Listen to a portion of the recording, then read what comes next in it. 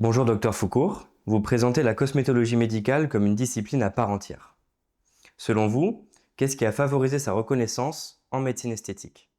C'est vrai que la cosmétologie médicale, c'est quelque chose qui est, de plus en plus important, dans nos pratiques. Je pense que cet essor, il est dû à 2 leviers principaux. D'une part, des actifs et des formulations de plus en plus pointues, avec une vraie science derrière et des laboratoires qui s'appuient de plus en plus sur les travaux scientifiques et les preuves, qu'on peut avoir, ce qui rend des produits encore plus qualitatifs qu'il y a quelques années. Et d'autre part, le deuxième point, c'est aussi une demande croissante des patients qui de plus en plus sont intéressés par la qualité de peau.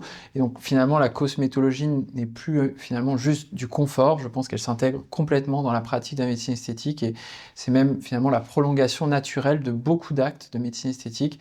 À mon sens, à l'heure actuelle, il est très difficile de faire partir un patient sans un conseil cosmétologique de la consultation. Vous évoquez la quête d'une amélioration globale de la peau plutôt qu'un simple traitement du vieillissement. À quoi attribuez-vous cette évolution des attentes? Bien, les patients, de plus en plus, ne vont pas chercher à finalement gommer une ride, gommer un petit défaut isolé du visage. Ils vont s'intéresser vraiment à leur qualité de peau, l'ensemble des petits défauts et des améliorations qu'on peut y apporter. Et c'est dans cette optique-là que on va proposer des solutions qui intègrent l'ensemble des paramètres cutanés, l'ensemble des paramètres de volumétrie. Donc finalement, les plans de traitement vont s'articuler autour parfois des injections, mais aussi d'actes de cosmétique ou d'actes au cabinet qui combinent cosmétique et médecine esthétique. La rosacée touche près de 10% des adultes en médecine esthétique. Pourquoi illustre-t-elle si bien la complexité des troubles cutanés chroniques?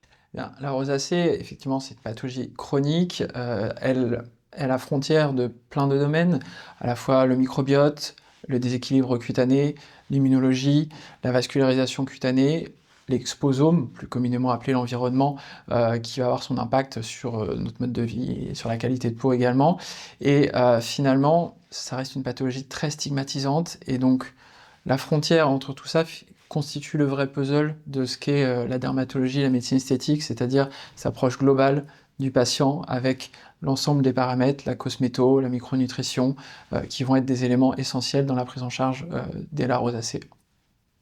En quoi une approche cosmétologique intégrative se distingue-t-elle d'une simple prescription médicamenteuse? Eh bien, je pense que quand on prend en charge une pathologie aussi complexe et aussi multifactorielle que la rosacée, on ne soigne pas et on ne guérit pas une pathologie avec une ordonnance seule.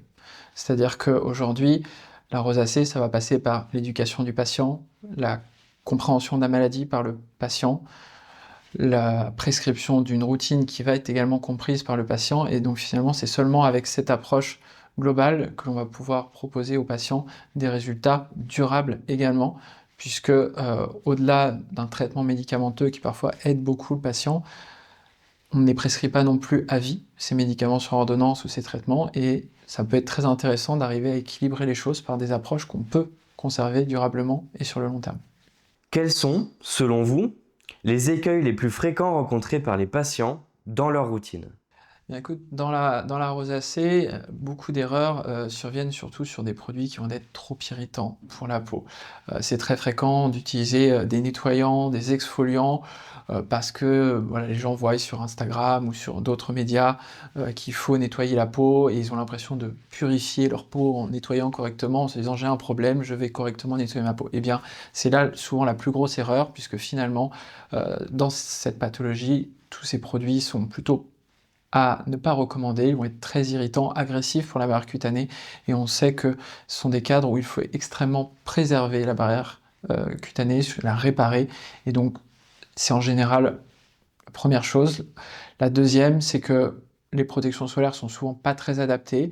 On a tendance à effectivement proposer des protections plutôt minérales que organiques. J'aime pas le terme chimique pour la protection solaire, je pense qu'il faut le bannir aussi parce que réellement ça fait plus peur qu'autre chose, mais ces protections minérales ont pas toujours des super galéniques. Pour les patients, c'est pas toujours idéal, mais on sait que ça sera nettement moins irritant que les filtres organiques qui pénètrent dans la peau et qui, selon les peaux, peuvent être un petit peu plus irritants. Vous parlez de l'usage des crèmes teintées contre les rougeurs. L'aspect physiologique, notamment l'image de soi, est-il encore négligé? Mais écoute, je pense, oui, énormément. Moi, je sais qu'aujourd'hui, dans l'approche que j'ai de mes patients, souvent, le diagnostic se fonde aussi sur l'écoute et sur ce que va dire le patient, ce qu'il y a à entendre entre les mots pour le patient. Et dans des pathologies, stigmatisantes comme la rosacée, où, l'impact social est fort, les patients, finalement, viennent certes avec une demande cosmétique, d'amélioration de la qualité de peau, mais ils viennent aussi surtout pour une demande parce qu'il y a une réelle profonde blessure par rapport à la pathologie et l'impact que les gens peuvent recevoir quand ils sont en société. Donc finalement, ces crèmes avec certains pigments verts, assez intéressantes, on les connaît depuis longtemps en médecine esthétique, puisque même en post-acte, le vert neutralise le rouge, ce qui atténue légèrement les rougeurs, et finalement, on peut avoir des patients qui, en plus de la routine, vont avoir, sans avoir à se maquiller, puisqu'encore une fois, le maquillage peut également être quelque chose d'assez irritant de par les compositions et les formulations, avoir une peau avec des rougeurs moins marquées dans l'attente de l'efficacité des traitements que l'on propose aux patients dans ces indications. Face au risque d'intolérance dans la rosacée, comment conciliez-vous rigueur scientifique et pragmatisme clinique pour individualiser vos prescriptions? C'est sûr que, toujours je pars des fondamentaux, c'est-à-dire les bases scientifiques, qu'est-ce qui marche réellement dans l'indication? Quelles sont les données de la littérature? Quelles sont les données de sécurité qui existent pour construire la routine de mon patient? Après, forcément, chaque peau est unique, chaque être humain est unique et donc dans cette indication-là, évidemment, j'observe pour mon patient. Quand je construis une routine cosmétique, souvent je revois les patients à un intervalle bien précis pour ajuster, adapter la tolérance. Je précise toujours à mes patients, attention, on ne doit pas avoir une peau qui est plus irritée, des sensations de tiraillement, etc., qui sont potentiellement des effets indésirables et des signes précurseurs de déséquilibre de la barrière cutanée. Et donc il y a un vrai suivi des ajustements qui se font de façon personnalisée en fonction des patients et justement des réactions qu'il peut y avoir. De manière générale, les routines sont faites, elles sont plutôt bien tolérées, mais dans certains cas, effectivement, il faut réajuster parce que certains produits ne sont pas tolérés. Des patients se découvrent parfois des intolérances à certains actifs, donc évidemment, tout s'ajuste et au maximum, on essaye justement de toujours coller à ce qui existe dans la science et ce qui a été prouvé dans les articles. Après un traitement médicamenteux comme le métronidazole ou l'ivermectine, quel avenir voyez-vous à la complémentarité entre molécules et cosmétiques? Eh bien, comme je disais tout à l'heure, c'est des traitements, notamment médicamenteux, on ne peut pas toujours les prescrire sur le très long terme et c'est là où finalement la complémentarité avec la cosmétologie et une vraie routine cosmétique est intéressant. Que ça soit dans l'acné, dans la rosacée qu'on évoque aujourd'hui, il y a des traitements médicamenteux sur ordonnance qui peuvent être prescrits que par les médecins, qui sont très efficaces et qui donnent de très beaux résultats. Ceci étant, ça reste dans la plupart des cas des antibiotiques, donc évidemment avec, sur le très long terme pour la peau, des conséquences qui ne sont pas toujours à souhaiter. Et avec la cosmétologie, finalement, on peut très bien prendre le relais de ces prescriptions et traiter seulement les poussées, parce qu'effectivement, ce sont des maladies qui ne sont pas constantes dans le temps, hein, que ça soit la rosacée, l'acné, le mélasma, c'est des maladies qui évoluent souvent avec des poussées, c'est-à-dire qu'il y a des périodes d'accalmie, puis des périodes où la maladie explose un petit peu, il y a beaucoup plus de lésions, beaucoup plus de gènes, et donc dans ces cas-là, le traitement sur ordonnance médicamenteux a vraiment tout son sens, puisqu'il va vraiment contrôler la problématique. En revanche, dès que c'est contrôlé, ça peut être très intéressant de diminuer l'exposition à ces traitements médicamenteux, puis prendre le relais avec une routine bien construite, puisque finalement, dans des pathologies peu sévères, je m'accorde parfois à ne pas mettre de traitement antibiotique et à essayer en premier lieu de contrôler uniquement avec la cosmétologie. Et dans de majorité des cas, ça marche très bien. Dans votre article, vous citez le zinc, les oméga 3 et la vitamine D. Quels apports nutritionnels vous semblent les plus prometteurs pour la rosacée? Ah, il faut comprendre, comme on le disait tout à l'heure, que la rosacée, c'est vraiment une pathologie qui est multifactorielle. On sait qu'aujourd'hui, dans la rosacée, il peut y avoir des dysbioses intestinales, des déséquilibres du microbiote, qu'il y a justement des supplémentations qui vont aider à l'amélioration de la qualité de peau, puisque finalement il y a à la fois ce qu'on traite par l'extérieur, mais il faut aussi comprendre que l'intérieur, la supplémentation dans certains actifs comme tu as cité vitamine D, oméga 3, vont permettre dans de nombreux cas de réduire l'inflammation ou de mieux la contrôler. Et on sait aussi qu'il y a un axe, hein, intestin-peau, ça a été montré dans la littérature, et c'est aussi sur ce point-là qu'on a tendance à vouloir agir par cette approche micronutritionnelle, ce qui permet aux patients d'avoir finalement une approche globale, à la fois cosmétique, micronutrition, et on peut aussi parfois ajouter d'autres éléments, mais en tout cas pour rester dans la question, ça reste une approche assez intéressante. L'efficacité d'une routine cosmétologique se voit sur 10 à 12 semaines. Comment gardez-vous les patients motivés pendant tout ce temps? C'est une excellente question. C'est vrai que c'est pas toujours évident pour les patients parce que surtout dans notre domaine, les patients sont dans la spontanéité, ils veulent quelque chose tout de suite et je pense que c'est important de rappeler que dans bien des domaines en médecine, l'instantanéité est souvent rare. Il y a des domaines comme, la chirurgie où parfois il y a des effets assez immédiats, mais sur la qualité de peau, ça reste une approche assez difficile et donc il y a plusieurs choses. J'essaye de fixer des objectifs concrets et réels aux patients. C'est-à-dire qu'il y a cette consultation de suivi où déjà on fait une première échéance, donc ce qui permet de maintenir les patients, d'ajuster parfois les routines, d'avoir leur ressenti, de changer quelques éléments, que ce soit dans la routine cosméto, dans la routine de micronutrition, en fonction de la tolérance. Et puis, je leur explique souvent que leur pathologie, parce que c'est en réalité une problématique de peau reste une pathologie, est quelque chose qui va se gérer dans le temps, qui peut parfois réévoluer. Je prendrai l'exemple du mélasma qui est parfois plus concret avec des patients qui, quasiment tous les étés, vont souvent être à nouveau embêtés par des taches qui réapparaissent, etc.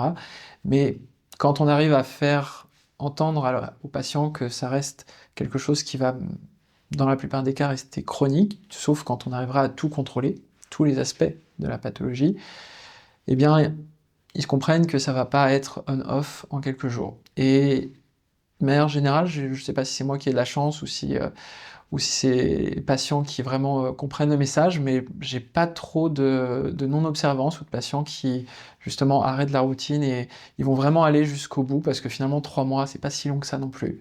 Ils comprennent bien qu'il y aura des résultats et c'est vrai que maintenant avec l'expérience, j'arrive aussi à montrer quelques avant-après aux patients, d'autres patients qui avaient les mêmes problématiques et qui ont obtenu des résultats qui, eux, jugent satisfaisants. Et c'est vrai que ça les encourage aussi. Je pense que c'est quelque chose d'important. Je ne poste jamais d'avant-après pour des raisons réglementaires en France, mais c'est vrai qu'en consultation, ça peut être très utile pour les patients parce qu'ils ont vraiment une vision de quoi on part et de où on arrive. Et ça les aide beaucoup justement à être très observants. Et sur ça, c'est parfait. Comment intégrez-vous aujourd'hui laser, IPL et photobiomodulation dans une stratégie globale et durable de la rosacée? Alors ces technologies, elles sont souvent très complémentaires finalement des actes de cosmétique ou des routines cosmétiques. Je sais que dans l'approche que j'ai au cabinet, je préfère justement, pour rebondir aussi sur la question précédente, toujours proposer une routine cosmétique, mesurer les débuts d'efficacité et à partir de ce moment-là, accompagner les patients vers des actes de médecine esthétique, que ça soit laser, IPL, photobiomodulation, qui ont un vrai apport. Il y a des données scientifiques très sérieuses aussi qui encadrent l'utilisation de ces technologies dans la rosacée, et donc il y a une vraie complémentarité qui peut s'y associer. L'efficacité chez certains patients n'est pas toujours au rendez-vous. Je pense qu'il faut aussi justement bien poser les indications, pas faire de promesses complètement illusoires, surtout si déjà avec la routine cosmétique, nous n'avons pas réussi à équilibrer les choses. Et ce qu'il faut bien comprendre, c'est que justement, c'est un tout, un global. Proposer simplement du laser sans routine de cosmétique ou sans finalement un accompagnement personnalisé et global en plus aux patients, c'est à mon avis un non-sens à l'heure actuelle, puisque le patient ne vient pas pour un one-shot et plus de rougeur pendant quelques mois, il vient pour essayer de ne plus avoir de rougeur et ou, disons de problématiques liées à ces désordres cutanés sur le long terme. Et donc c'est dans ce cadre-là que peuvent s'intégrer certaines technologies de médecine esthétique. Qu'est-ce qui, selon vous, a favorisé l'essor et la reconnaissance de la cosmétologie médicale en médecine esthétique? Bien, c'est vrai que la cosmétologie médicale a pris, toute autre envergure depuis, quelques années.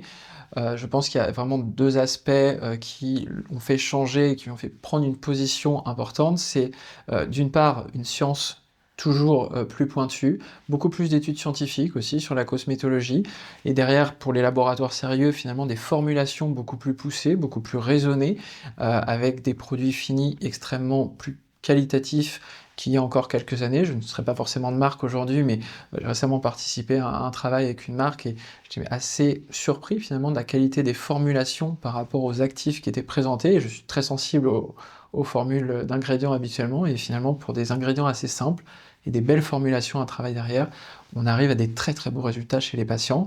Et le deuxième aspect, il est que beaucoup de patients maintenant ne sont plus dans ces demandes assez extravagantes qu'on a eues quelques années auparavant. Fort heureusement, je n'exerçais pas à ce moment-là encore et j'en suis bien content. Maintenant, les patients ont des demandes beaucoup plus raisonnées et surtout une approche très importante sur la qualité de peau, avec des demandes, voilà, d'une peau qui, respire, finalement une certaine jeunesse, avec le fait de gommer certains défauts qui devient une préoccupation majeure et c'est finalement ces 2 axes-là qui, je crois, ont vraiment donné une place à la cosmétologie dans la médecine esthétique et c'est, à mon sens, aujourd'hui, quelque chose de fondamental et qui devrait s'intégrer dans toutes les pratiques de médecine esthétique puisque c'est le prolongement naturel de la plupart des soins qu'on peut réaliser, au cabinet. Comment expliquez-vous que les patients cherchent désormais une amélioration globale de la peau, au-delà du simple traitement du vieillissement? Ce changement, il est intervenu parce que les patients ne cherchent plus seulement à gommer une petite ride, à rajouter un volume sur le visage dans une zone qui les gêne et je pense que les patients sont de plus en plus attentifs à avoir une peau saine. Si je peux me permettre, je citerai mon mentor qui disait: «Il est toujours préférable d'avoir une très belle peau et quelques rides, plutôt que pas de rides du tout, soi-disant figées, et une peau avec plein de défauts, des taches, des rougeurs, de l'acné ou d'autres lésions et je crois que c'est une phrase qui est lourde de sens. Lui, c'était déjà sa doctrine il y a 40 ans, mais honnêtement, ça devrait être notre doctrine à tous à l'heure actuelle. Les patients justement sont à la recherche, d'une peau, plus uniforme, plus lumineuse, j'aime pas trop le terme jeunesse, mais malgré tout qui va du coup paraître un peu plus jeune, et qui finalement dans l'image qui se renvoie à eux-mêmes, une peau de qualité, c'est une peau saine et ça renvoie aussi sur le plan social, sur le plan psychologique, une image plus positive et je crois que c'est ça qui les aide beaucoup, au quotidien. L'an dernier, Héritage a présenté des innovations en dermatologie esthétique. Quel thème ou auteur vous a le plus marqué? Moi j'ai énormément apprécié le magazine Héritage qui donne la place, à des experts de façon non conventionnelle par rapport à tout ce qu'on connaît. C'est aujourd'hui, quelque chose d'assez unique. J'ai énormément apprécié l'article sur, le fondateur d'Olivier Clerc, que je ne connaissais pas. Ça m'a permis de découvrir la marque, de comprendre qui l'a créée, d'où, se sont inspirées les racines de cette marque, qui est une marque qui, prône énormément d'actifs végétaux, qui, soyons honnêtes, dans ma pratique, n'est peut-être pas, quelque chose sur lequel j'ai énormément poussé la réflexion et c'est finalement grâce à Héritage que, j'ai pu finalement faire le pas d'aller découvrir, le fondateur de cette marque et justement de pouvoir, échanger de façon très scientifique avec un niveau qui était, vraiment au rendez-vous et donc Héritage m'a permis finalement de faire un pont entre, une marque, la science et la médecine esthétique et cosmétologie de manière générale et pour moi, ça a été un vrai apport de pouvoir avoir cette lecture. Selon vous, quelle est l'importance pour un média spécialisé comme Héritage de créer un espace d'échange et de réflexion entre les différentes spécialités? Parce que ce qui est très important, je pense, pour, le magazine Héritage, c'est justement de pouvoir créer, un endroit de réflexion pour, les praticiens de diverses spécialités, de différentes expertises, de les réunir au sein d'un même magazine et d'apporter finalement de la forte valeur ajoutée, quelque chose qui est applicable tout de suite, avec des choses concrètes, pour le praticien et un endroit aussi de bienveillance où tout simplement le praticien partage son expérience, ses réussites cliniques, ses échecs, il peut y en avoir et justement, finalement, derrière des confrères qui vont pouvoir, se nourrir de cette réflexion et de ce partage, profond qui a été fait de connaissances. Qu'avez-vous trouvé séduisant dans le nouveau format de la deuxième édition d'Héritage et pourquoi avez-vous choisi de vous exprimer via ce média? Première chose, qui m'a fait accepter, c'est d'avoir la crédibilité, Julien, parce que voilà, je connais aussi le travail que tu fais. Pour moi, je fais très attention, comment je communique, parce que bon, en France, c'est un vrai sujet et puis, je pense que même en médecine, par rapport à ce qu'on va renvoyer aux patients, c'est extrêmement important d'avoir une communication très cadrée. Aujourd'hui, le magazine m'a également séduit parce que, finalement, c'est un très beau magazine, il est très réfléchi, que ce soit dans le design, du papier, le petit ruban qui est quand même très mignon et quelques offs sur l'installation du ruban qui sont intéressants également. Je pense aussi que c'est surtout pour les praticiens vraiment un magazine qui va permettre de se mettre à jour, de se tenir informé des différentes innovations, de l'expertise et pour les praticiens. Et de l'autre côté, pour des potentiels patients qui liraient le magazine, si finalement certains le laissent en salle d'attente, c'est aussi finalement une porte d'entrée vers une expertise et un savoir-faire de très haut niveau. Là où aujourd'hui, quand on regarde de nombreux médias sociaux, y compris les réseaux sociaux, il y a une pauvreté qui s'installe et je pense que c'est important justement via des supports digitaux comme aujourd'hui ou papier, parce que c'est encore, je pense, une source de lecture très importante de pouvoir avoir du contenu extrêmement qualitatif.